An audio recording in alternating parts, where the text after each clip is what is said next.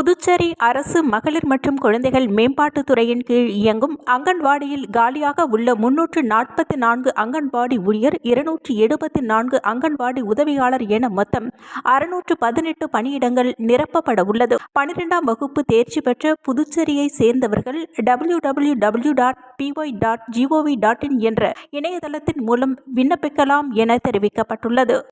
புதுச்சேரி அரசின் பள்ளி கல்வி இயக்ககம் மூலம் வில்லியனூர் சட்டமன்ற தொகுதிக்கு உட்பட்ட வி. மணவெளி கிராமத்தில் உள்ள அரசு தொடக்கப் பள்ளிக்கு ரூபாய் 51,80,000 மதிப்பீட்டில் புதிய பள்ளி கட்டிடம் கட்டுவதற்கான திறப்பு விழா நடைபெற்றது.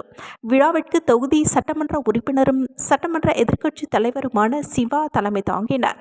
கல்வித்துறை முதன்மை அதிகாரி முனைவர் குலசேகரன் வரவேற்புரையாற்றினார்.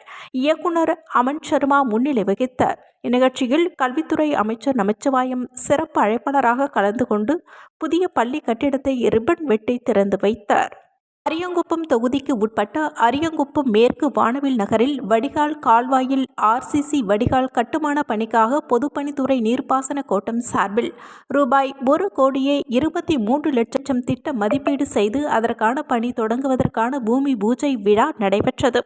சட்டமன்ற உறுப்பினர் பாஸ்கர் என்கின்ற தட்சிணாமூர்த்தி தலைமையில் சிறப்பு அழைப்பாளராக பொதுப்பணித்துறை அமைச்சர் லட்சுமி நாராயணன் கலந்து கொண்டு பூமி பூஜை செய்து பணிகளை துவக்கி வைத்தார். விழுப்புரம் மாவட்டம் திருவெண்ணைநல்லூர் காவல் நிலைய எல்லைக்கு உட்பட்ட அரசூர் கூட்டு சாலையில் புதிதாக புறக்காவல் நிலையத்தை மாவட்ட காவல் கண்காணிப்பாளர் சரவணன் திறந்து வைத்தார்.